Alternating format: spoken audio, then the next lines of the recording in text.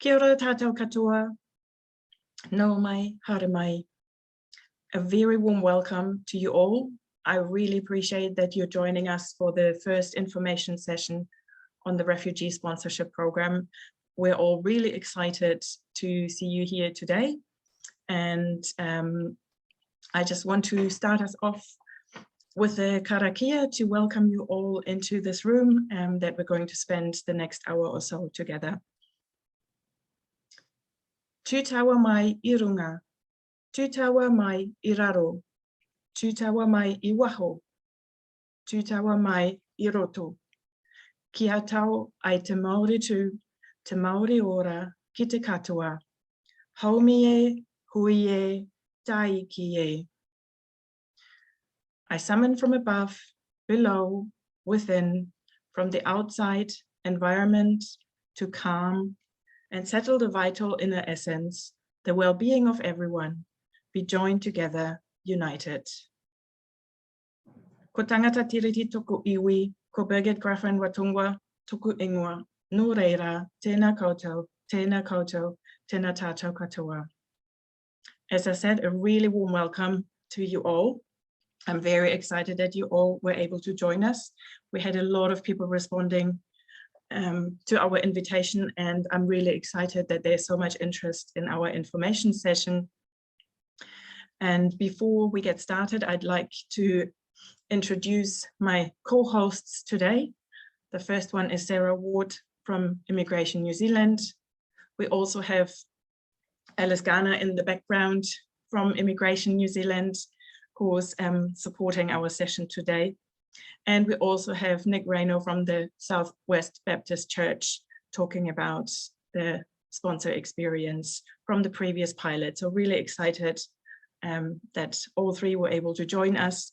And welcome to everyone else. There's a wide range of people joining us tonight from New Zealand, but also partner organizations from other countries. And so I'm really excited to welcome them, especially here today as well. Just wanted to remind everyone that we are recording the session. So if you don't want your video or your face to be seen, if you can just switch your video off. And the purpose of today's information session is really for community organizations, other organizations who are interested in finding out more about the Community Refugee Sponsorship Program. So this session is not about refugees wanting to come to New Zealand. It's really focused on organizations who are keen to find out how they can support the Refugee Sponsorship Program. If there are refugees in the room from other countries, please feel free to stay on. Just be mindful that we will not be able to answer questions on immigration to New Zealand at the session tonight. So in this hour that we're going to spend together, we just really want to give you a bit of a background and an overview of the program, a bit of an outline of what it means to be a sponsoring organization. And Nick will then talk about his experiences, and we'll have time for questions at the end. And please type your questions in the chat room. Alice is monitoring those questions, and so that we can answer those questions at the very end. And if there are any questions we don't get to today, or we may not have the right answer for you yet, we'll follow that up afterwards and get in touch with you, or we add it to our website in the frequently asked questions. So again, really warm welcome. And I'll just bring up our presentation so Sarah can get started.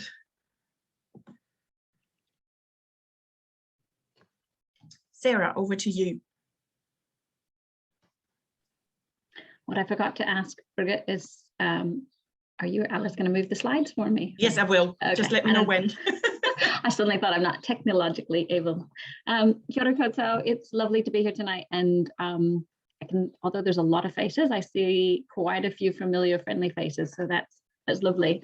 As Birgit said, we're quite tight on time, so I'm going to move through quite quickly, but questions at the end. Hey, I just want to start with talking about the mission of the Community Sponsorship Program, because it's really important. And as part of this work, we went through quite an intensive co-design, and some of the members of that co-design group are here in this meeting I can see today. And we spent a lot of time thinking about what we wanted our clear mission and purpose to be. So really the purpose of the program and our mission is to welcome and support the resettlement of sponsored refugees in Aotearoa through empowering and connecting communities. And that's why you're all here today as community members.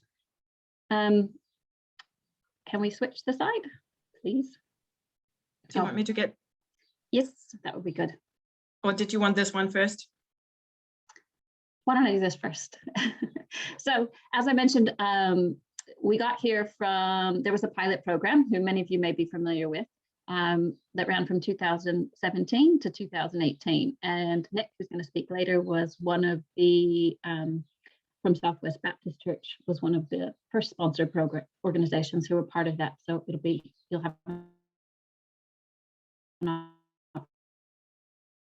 opportunity to hear about there. And you can see on your slide there the list and the range of organizations that were involved in feeding into what we thought community sponsorship should look like in Aotearoa. It's an internationally renowned and delivered program, but we all acknowledged that for New Zealand, it might need to look slightly different, and we wanted it to be uniquely ours. So I think it's probably a good time to show the video to give an overview of the program. Brilliant.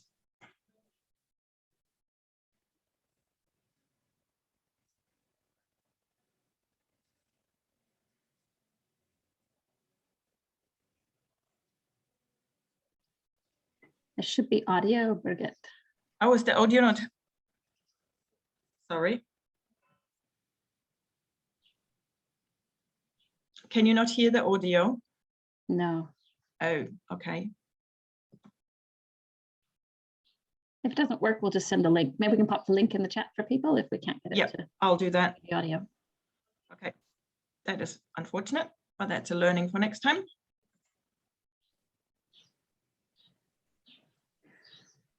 Give me a second. No worries. So we'll pop that link in the chat, and it's worth a watch. It gives a really nice, concise overview of the sponsorship program, and will give you a sense of how it works and what the values and the importance is of sponsorship in New Zealand.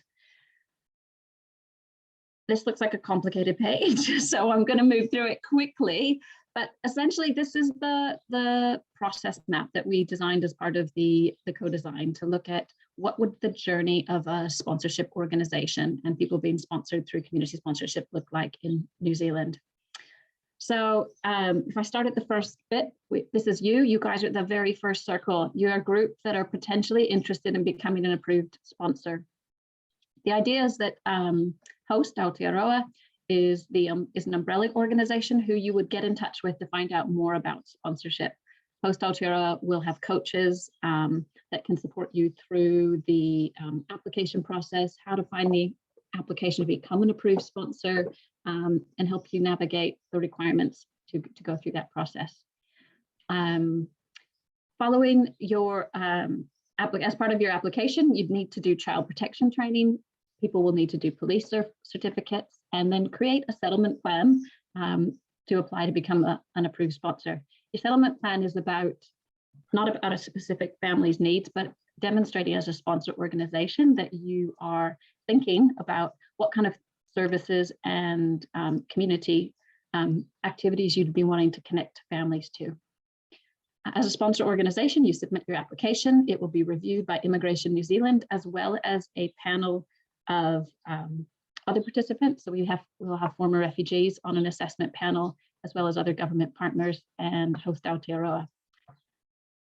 If you're successful as an approved sponsor, you'd be signing a deed of agreement, or essentially a legal agreement with MB to provide settlement services to the family or multiple families down the line that you'd want to sponsor. And one of the things about the sponsorship program in New Zealand is there's two options to bring former refugees to New Zealand, or refugees to New Zealand.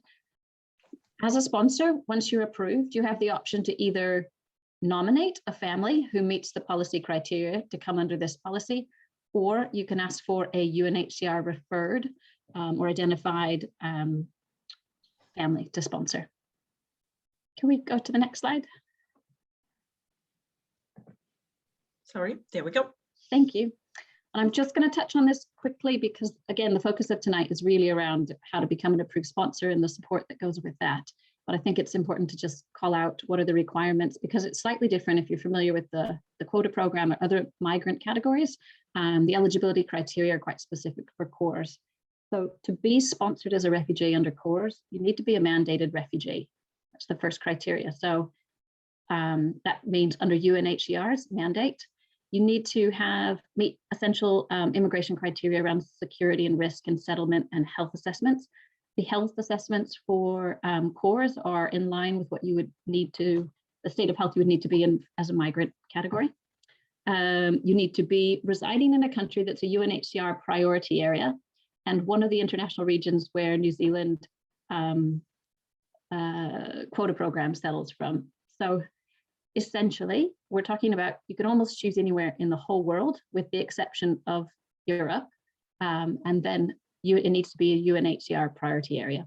So there's a link, if you go on the New Zealand webpage, you can see a link to the countries that are included in that, but it's quite vast. The other thing is you are not eligible to be, you cannot be sponsor someone who's eligible to be sponsored for another category under an immigration policy. So for example, the refugee family support category. And that's because the intention of CORES and the sponsorship program is to be complementary to other humanitarian pathways that New Zealand has. So we're trying to broaden the criteria and the people that come under a humanitarian pathway into New Zealand, rather than duplicating which other work is already going. There's a few other requirements for the principal applicant. So they need to have a basic level of English, a minimum of 3 years work experience, or 2 years tertiary study, and age between 18 and 45. Good question, Robert. I think we'll catch it at the end. Over to you, Birgit. Yep, sounds good. Thank you. Thank you, Sarah. And just going into a little bit more detail around who can be a sponsor, because we've been fielding a lot of questions on that already, and I've been talking to some of you, so it's lovely to see you tonight. To become an approved sponsor, you have to be a registered entity, so a legal organization. It could be an incorporated society, charitable trust, but it could also be any faith-based organization or small business, as long as it's a legal entity. And I've had questions from individuals already, and if they're part of a wider organization or they want to join another organization and be part of a wider network, that's a possibility as well, but you still have to have that legal entity in the background who is responsible for the refugee sponsorship program. It's also important that you have some demonstrated experience in terms of working with refugees and other vulnerable communities, show that you have the financial capability of conducting and carrying out your settlement responsibility, and deliver a settlement plan for the refugees in terms of when they first arrive, in terms of accommodation, but also longer term for the first 2 years around helping them settle into the wider community, connecting them to health services, education, and employment. And so part of your settlement plan that Sarah already mentioned is to demonstrate that you have an outreach and connections into the wider community. And lastly, that you're willing to enter into a deed of agreement for services with Immigration New Zealand for the settlement support that you want to provide to the family or the refugee person. So again, in just a little bit more detail, what that involves is around making sure that you have a plan in place that identifies how you will welcome the individual or the family into your community, how you organize your accommodation for the family. And we know that that's been one of the probably biggest challenges for many of you. And I'll talk a little bit about our support from host that we can provide you throughout this journey in a minute. And then, as I said, help them enroll in education, both for the adults and the children if it's needed, and health services, but also connecting them to tangata whenua and the wider community, supporting them for employment and any other practical advice and support that they require, And you also be part of the monitoring and program evaluation to make sure that this is a really successful program going forward.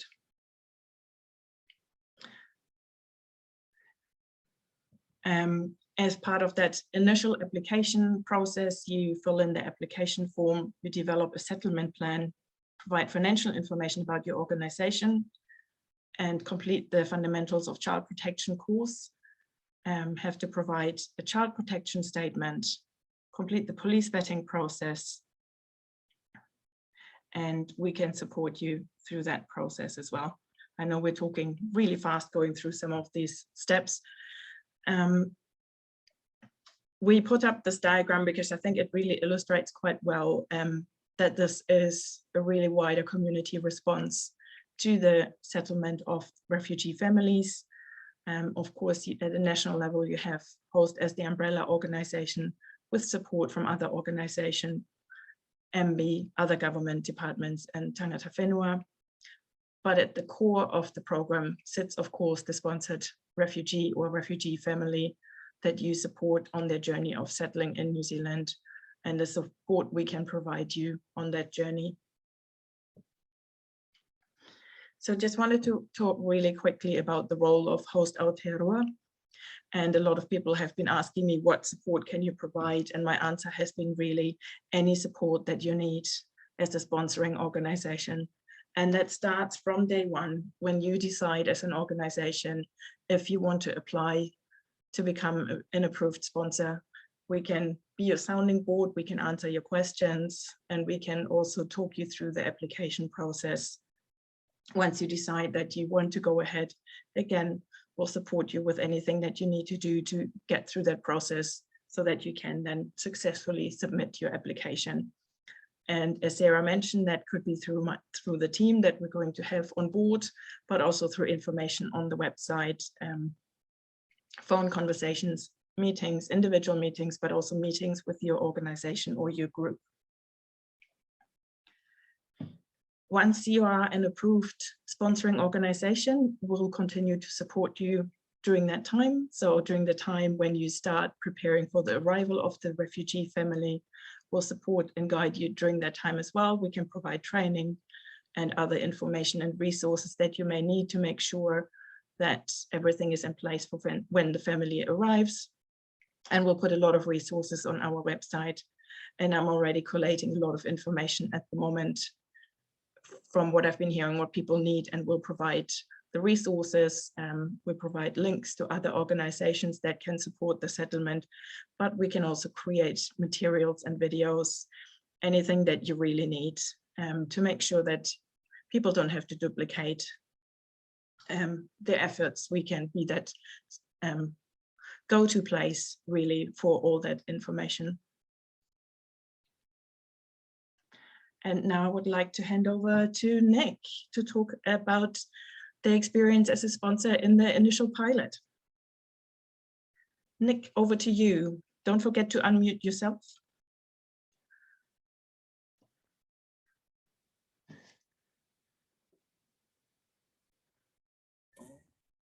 Okay. Brilliant. Can people hear me? Yeah, people can hear me. Yeah, great. Okay. Kia ora koutou, ko Nick tōku ingoa. My name's Nick, and as introduced, I was part of one of the pilot sponsors. So the community that I was part of was a church in Otutahi, Christchurch, and we welcomed 3 families from the Middle East into our community. And we walked with them for the first 2 years of their settlement journey, which tragically included death and injury and loss through the March 15 terror attacks. And we also advocated for the pilot to be expanded. And many of you I will have spoken to before, and I saw at the start there are a number of names and faces that were familiar. Through that experience of talking to people, you know, it's really, really awesome to see you guys online today, because that shows us that there's a real interest in this program. And Birgit was telling me before that there's been over 100 registrations on this course. So that's really, really great. the slide that's just showing up there, I'm going to refer to that in a minute. But basically what we did is we welcomed these families, and really it was a life-enhancing experience. We met so many people. We met people in our community who were living alongside us that we didn't know. We met former refugees, we met people here and people overseas, all part of this community of welcoming. We had so many people asking us about our experience that we kind of wrote this book, which was intended as a bit of a guide around sponsorship.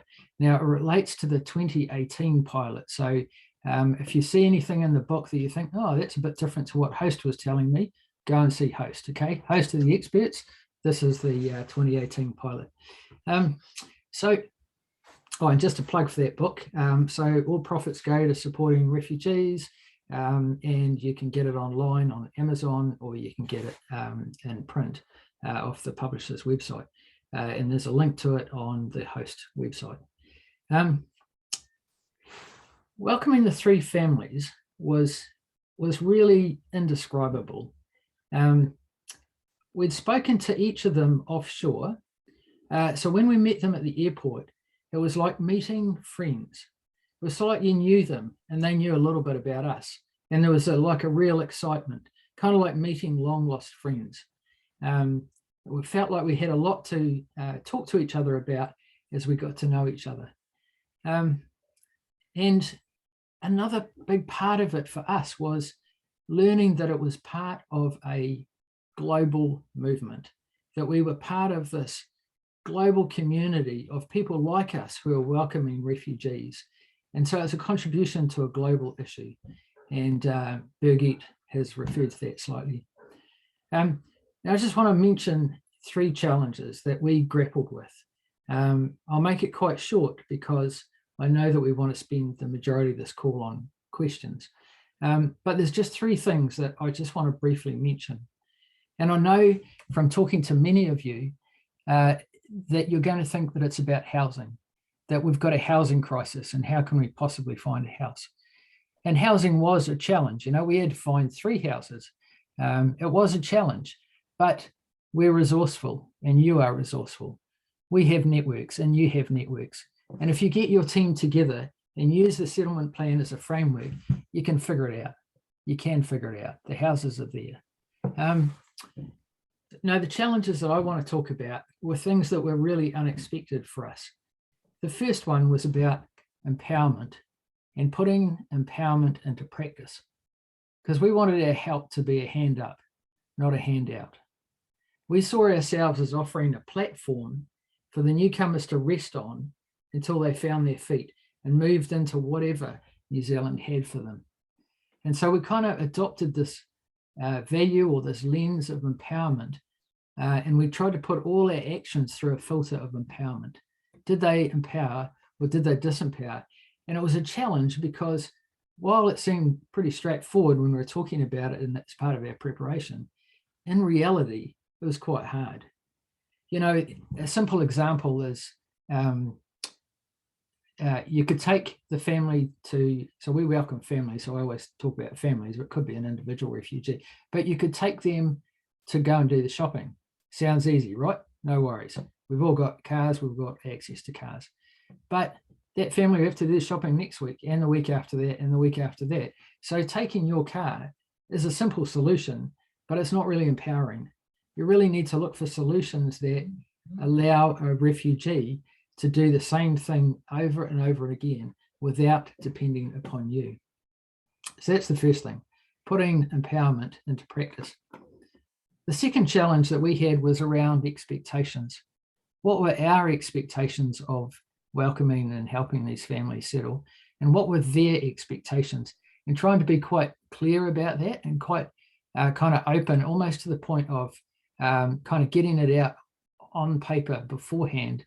And then when the families came, talking to them about what their expectations are, what their understandings were about what we were doing, and how we could do it better. And another thing was success. What does success in settlement look like? You know, the application form that many of you may have seen has got many target outcomes in it. You know, kids enrolled in school by this time and house furnished by this time, and et cetera, et cetera. And all those are really useful. But what we had to do is remind ourselves that success is really determined by the newcomers. It's not what I think is success, it's what they think is success. And my role is to help them try to achieve that by helping them integrate into New Zealand. And when I say integrate, I mean become the Kiwi that they want to be. So maybe it's a Syrian Kiwi, maybe it's a Chinese Kiwi, maybe it's a, you know, whatever it is that they define.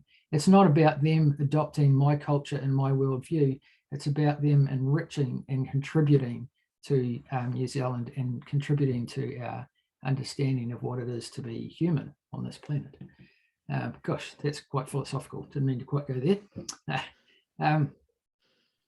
So success is about them, about how they want to navigate their new lives. And we struggled a little bit with the fact that we had so much and they, by comparison, as newcomers, had seemed to have so little. And there was this kind of constant temptation to think, well, we could just pay for that, or we could, you know, help them in this way, or we could give them this, or we could. But going back to that first thing about empowerment, we had to think about, was that helpful? And sometimes that led to quite difficult conversations where they could see an easy solution might be that simply we gave them something. And we could see that that could be disempowering. And so we kind of had to have these challenging conversations. And I think that's going to be a particular issue in this iteration of the pilot, where sponsor groups have to pay welfare or similar to welfare in those first few weeks to help the families survive until welfare kicks in. I think there's going to have to be pretty clear conversations about that and clear expectations that it's a payment for a period of time. It's not something that continues on and on. The third thing I just want to briefly mention is valuing what we bring. Now, I've raised this as a challenge because I come from a world where there are loads of experts. You know, there are people that understand Arabic. You know, they're expert interpreters, or they bring a skill set of, say, dealing with trauma, or they have loads of experience in dealing with refugees. And it's tempting to look to those people and say they have the answers, they know what to do. And that's true. Those people bring those values and those experiences, and that's valuable. But what I'd say to you is don't devalue what you bring. If you have connections, if you have friends, if you can open the circle of friends that you have to welcome in a newcomer, that is gold. That's at the heart of this program. Those connections wrapped up in friendship are the pathways that will help this family to begin to integrate, to begin to settle here, and then from there make their own pathways and their own friendships. So those three challenges: empowerment, expectations, and valuing what we bring. They were things that we didn't think would be challenging, but they were the things that were probably most challenging, thinking about how we did those things and trying to be consistent over the period of time. As I said before, I've met many of you before, and many of you will have heard me speak, and you'll know that I can talk about this for ages. It's a great program. I'm a very strong advocate. I think that it offers as much to us individually, to us in communities, and to our society as it does to the incoming refugees. But I'm going to stop talking there, and I'm going to hand it back to Birgit, and she can carry the rest in terms of questions. Thanks. Nick, really appreciate your insights, and I think it's really brought what we talked about was more a process into real life. So really appreciate your learnings and challenges that you mentioned. So really appreciate those. You also mentioned the settlement plan, and just wanted to say as well that it may look daunting to start with looking at the settlement plan and all the detail that you need to fill in. But I think it's really a roadmap to show what you're planning to do as an organization in supporting the refugee family to settle successfully in your communities. And also as host Aotearoa as an organization, what I see our role as well is making the connections between you once you have decided to become sponsors, connecting you to each other and sharing your journeys, but also making information available to others so they learn from previous experiences as well, and creating a community of practice among the sponsoring organizations that will come on board. And I think that will be really exciting, and drawing on a lot of expertise from people who have worked in the refugee sponsorship program in the past. So really looking forward to that. Thank you again, Nick.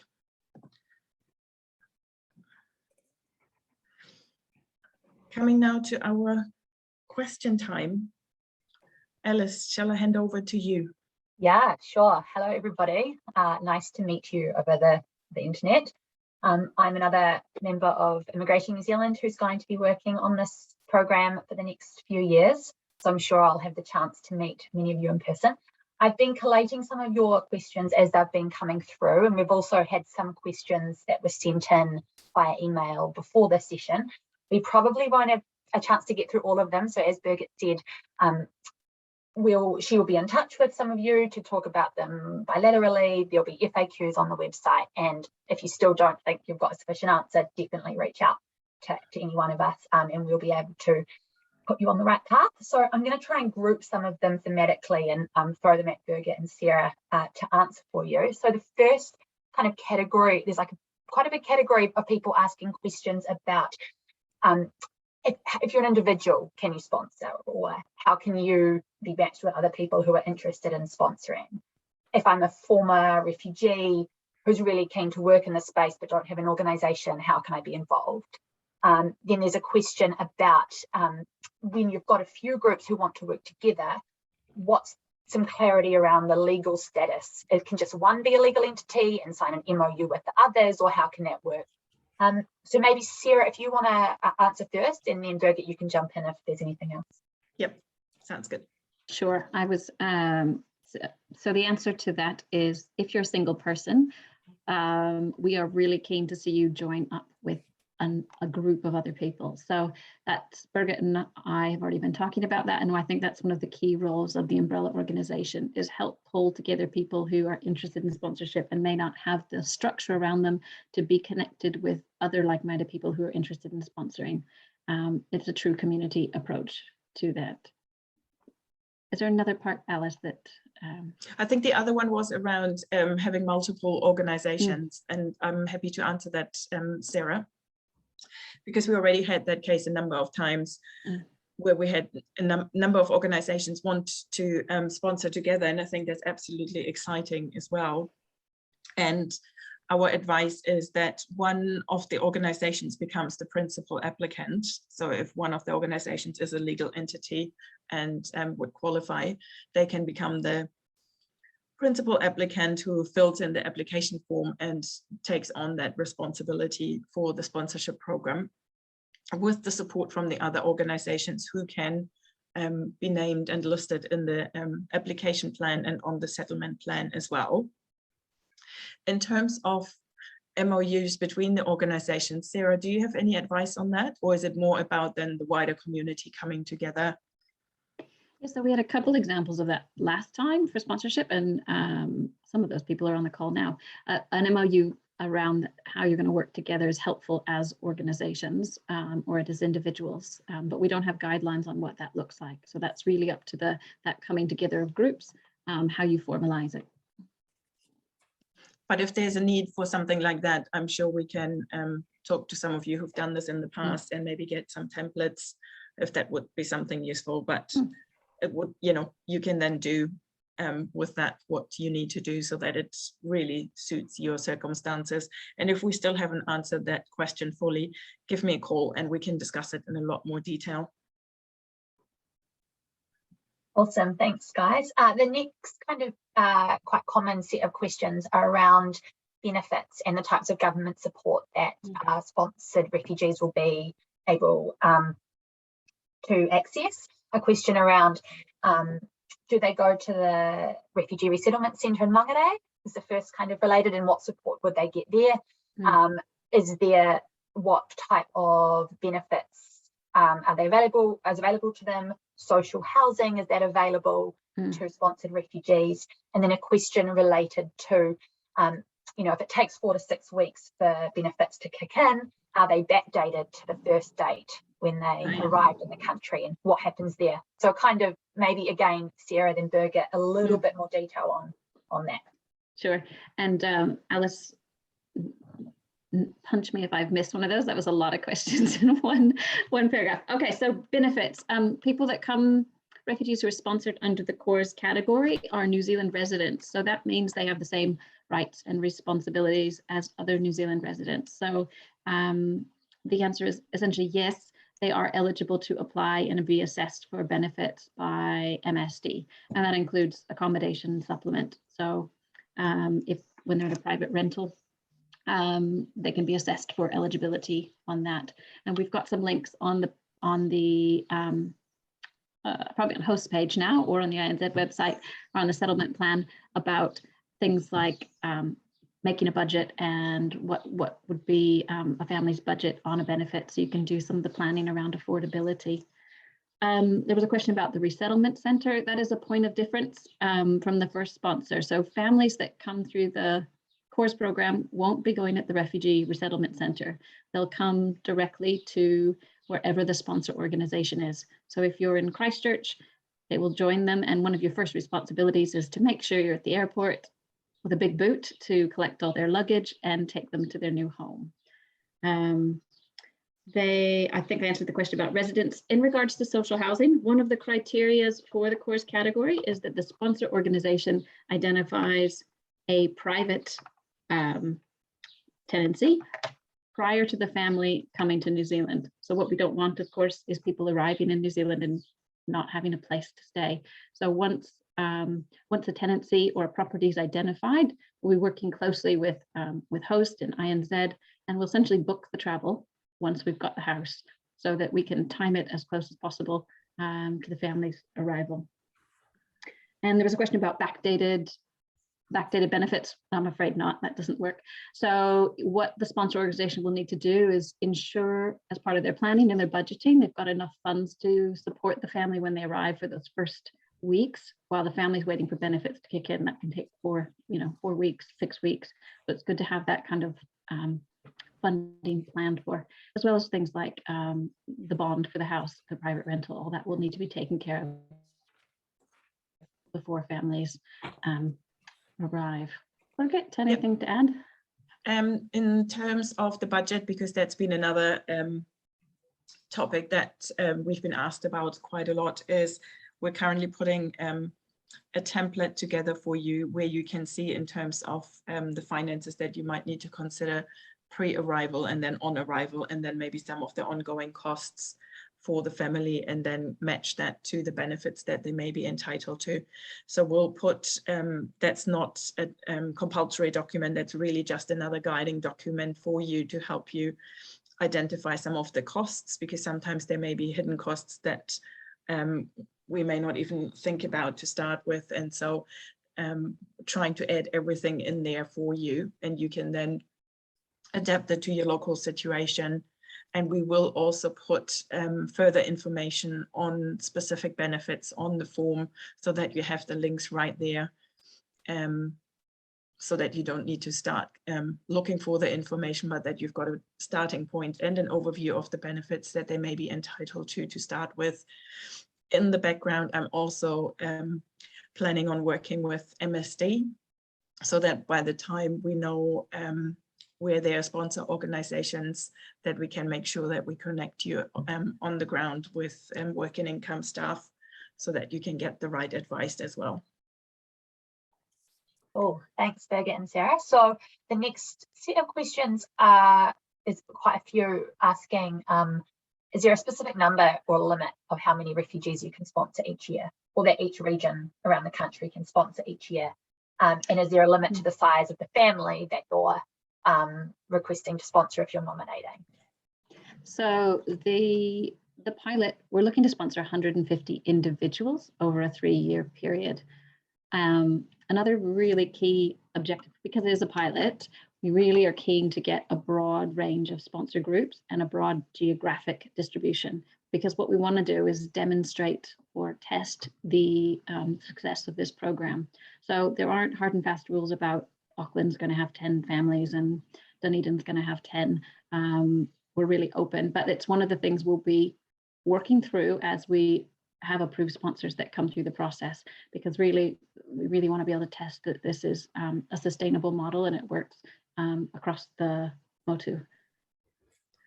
And the exciting thing as well is we already have organizations in some regions where there's no traditional refugee resettlement happening at the moment, or quota refugee resettlement. So it's really exciting to be able to support organizations in those regions to make sure that you have the right resources, you have the connections that you need, so that you feel comfortable that you have the support networks available for refugees families. So I think that is really exciting. I think there was a question about family size. Is that right, Alice? So no, there's no restriction on the size of the family. It would be, you know, a head of household independence. It wouldn't be a broad extended family under immigration criteria. But the key thing is, do you have the resource to support a large family? Do you have a house that will meet their housing needs? It's more those considerations as part of that planning. And there was a related question to that point about the age, the ages of the refugees, and if you've got one person under 45 but one person older, is that okay, or do they all have to be under 45? Yeah, so the age is around the principal applicant. So those requirements around English language and age and skills are all related to the principal applicant, and that can be either, you know, head of household. Yeah. Cool. Then there's a couple of questions related to the settlement plan and how was this filled out? How was it drafted? What kind of help's available to do the settlement plan, and what does it mean? Like, what status does the settlement plan have later? So Birgit, do you want to start answering questions around the settlement plan and how it will be filled out? Yeah, absolutely. So the settlement plan, for those of you who've already had a look at it, is quite a detailed plan in terms of guiding you through some of the aspects of the resettlement that you need to consider for the refugee or the refugee family. And as we talked about, that's on anything around housing, education facilities, places of worship, community services, employment in the region. So anything that is available for the refugee family that you can utilize in your local community, and the members of your organization that can support that settlement. As I said earlier, especially if you're not nominating a family or a person and you don't actually know who you're supporting, it's really a general guide in terms of how you think you would approach the settlement of the family. And again, we can support you with any of the questions and help guide you through those questions and have resources available for you as well. And as I said earlier, once you are an approved organization and you then know who the family is that you're going to resettle, your settlement plan is then not a checklist. It really is the roadmap for you to guide you through the first few months of preparing for the arrival of the family. Does that answer that question, Alice? Yeah. Oh, yeah, I think so. And I think, Sarah, the other question was, like, what does this, once you're approved, what does the settlement plan mean, and how does this relate to the deed of agreement? Okay, so the settlement plan, like Birgit's already said, is your plan about how you're going to support the family when they come here, and it'll continue to evolve and grow and add more detail once you know which family you're specifically sponsoring and when they get here. Of course, you would want a family to be involved with all their next steps once they arrive. The deed of agreement is a legal agreement, essentially, because what sponsor organization, once they're approved, is entering into a commitment, not only to the family they're sponsoring, but also to work with Immigration New Zealand and provide support for families for 2 years. So I think that answers the question. It's the deed of agreement's done before the families arrive. The settlement plan is a working document that you'll continue to use as a guide and a map for you and your family that you're supporting. Thanks, Sarah. Then we've got a couple of questions related to the child protection course. Who runs it? Where is it available? And how many members of your organisation need to undertake the child protection course? So Birgit, do you want to tackle that one? Yep, happy to do that. So the Fundamentals of Child Protection is an online course, and it is offered by Safeguarding Children. It, I think they said on the website that it takes about 2 to 3 hours to complete. I've done the course. It took me a bit longer, but I went into it in a lot of detail. And every member of your organization who's going to be working with the refugee family will have to complete that e-learning module. You can do that in your own time. You have an individual login.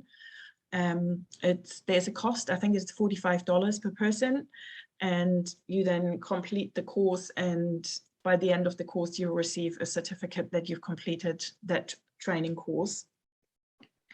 And the other part of the child protection requirement is that you prepare what we call the child protection statement that outlines all the policy and practices that you have already in place or will put in place at that time to make sure that the refugee family is kept safe. And again, we have a link to the course on our website, and we are putting additional information on there as well. So if you're an organization that maybe hasn't worked with children before and you don't have policies and practices in place yet, we can support you on that as well.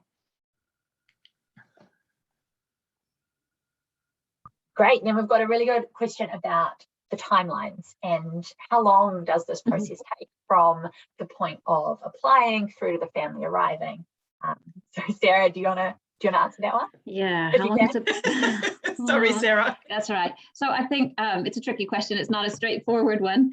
So once you apply, the panel who will be evaluating approved sponsors, we've committed to meeting quarterly at least. And that's, so you can imagine that within a 3-month window, your application to become an approved sponsor would be, reviewed, and someone will have communicated back to you.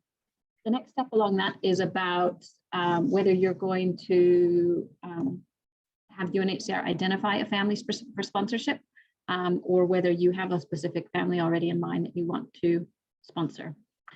The tricky bit about the timeline is how long, sorry, let me just keep working on that. Once we know whether the family who you're going to be matched with, they'll have an immigration interview, and that'll happen relatively quick.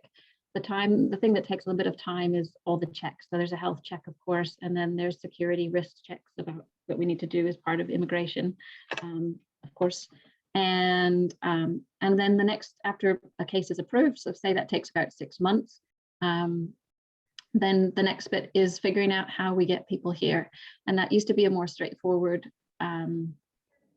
answer about timelines with that. But I think just putting the caveat on it around COVID and the logistics of moving people, I guess all I can say is we'll endeavor to get people as soon as we can, but we need to manage expectations with international travel the way it is, and borders and all these things that will could impact our best intentions. But that's why we have Alice and we have host.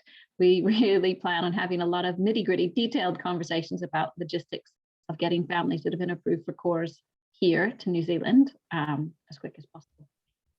And I think the only other thing to add to that, Sarah, is that one of the functions that host will be performing in that time is facilitating communication between you and the refugees you're going to sponsor, so that you can strike up that relationship before they get here, start talking about their expectations, their needs, and so you can really work together on the settlement plan and the plans you've got in place. So it's not like it will be a sudden, you get a phone call from us saying they've arrived or they arrive tomorrow. You'll have a lot of prior knowledge about that. Now that a few more questions before we have to wrap up for tonight. One that's coming in quite a lot is around the question of sponsoring people you're related to, family members, people you have a relationship with. So Sarah, would you mind kind of explaining that? Yeah, so the short answer is that this is not intended to be a family reunification policy. This is meant to be complementary to New Zealand's other humanitarian categories. So we have the refugee quota program, and we also have refugee family support category tier 1 and 2, which has recently been, the government's committed to doubling the numbers in that. So one of the policy requirements is that the person that's being sponsored can't be eligible for another immigration category, because again, we're trying to build and enhance the space and the opportunities to bring people through a humanitarian pathway to New Zealand. Thanks, Sarah. And then another related question to the pathway, if you nominate someone, actually 2 questions, but if you nominate someone or a family, the first one is, what kind of information do you need to provide so that you can identify who that family is? What does UNHCR mandated mean? Do they need to have a UNHCR registration number? And then a second sort of related question is, what do you mean by work experience or qualifications for if you're nominating someone?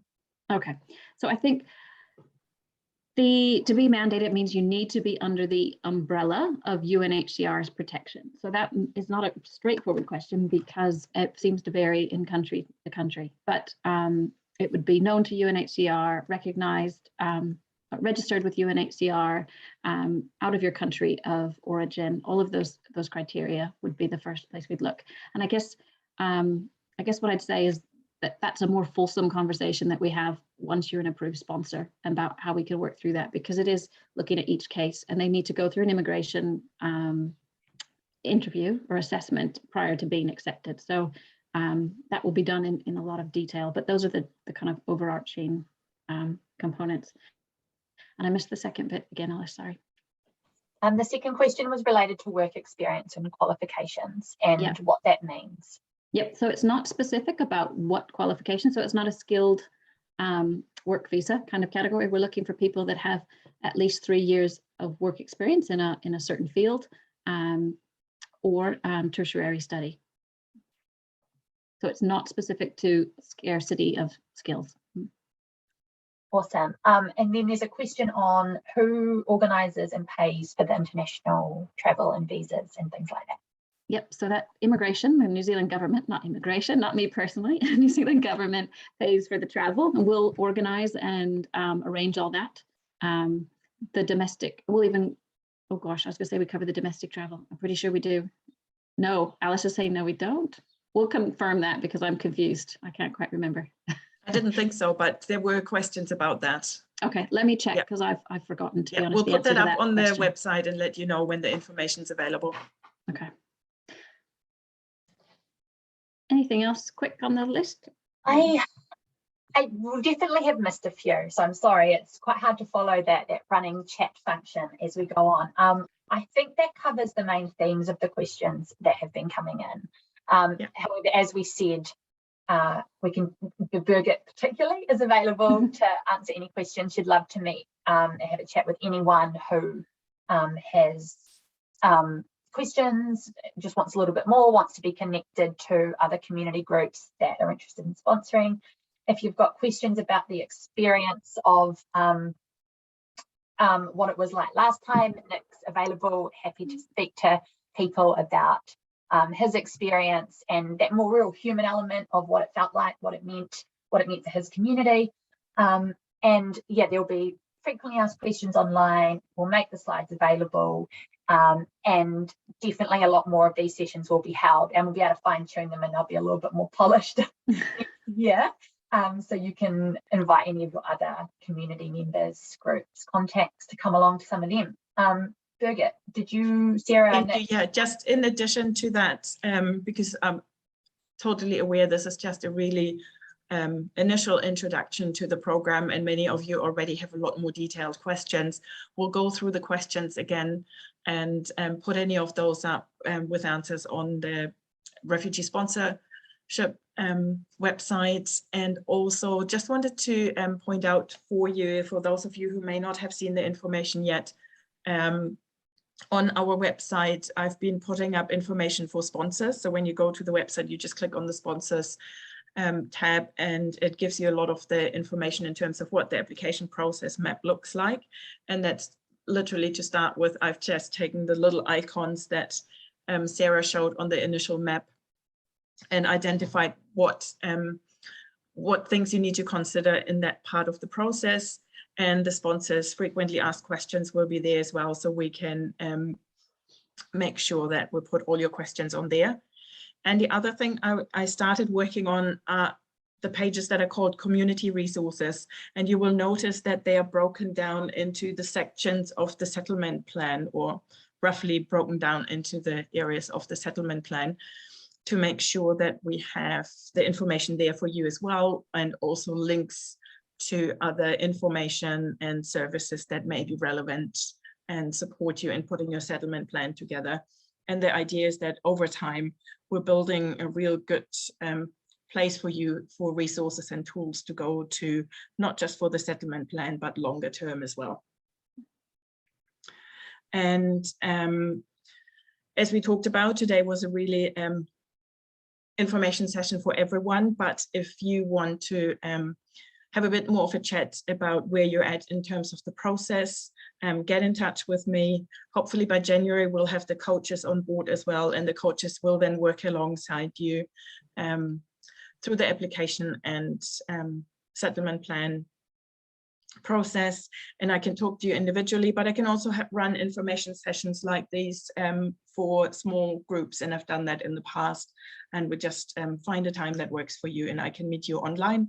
Or if you're in that fortunate position that you're Wellington based, which is where I am, I've met some of you already face to face, and hopefully next year we'll be able to travel a bit more again as well.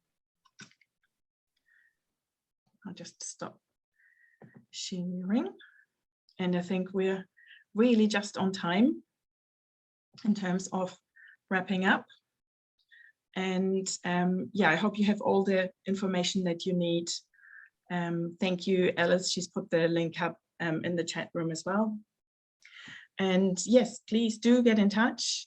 I hope the session answered many of your questions, maybe not all of them.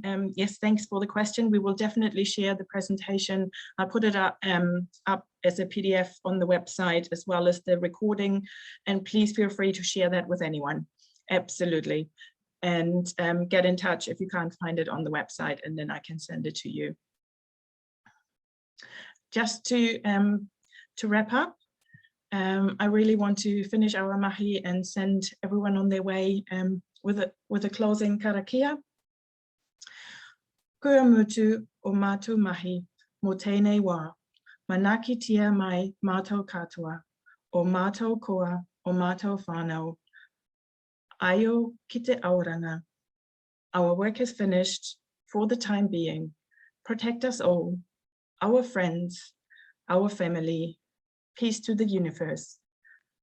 Noho ora mai e te whānau. Go well, everyone, and I look forward to working with you. Thanks, everyone. Ka kite. Ka kite. Bye, everyone. Lovely to see you, and do get in touch. I look forward to working and seeing you. Bye, everyone.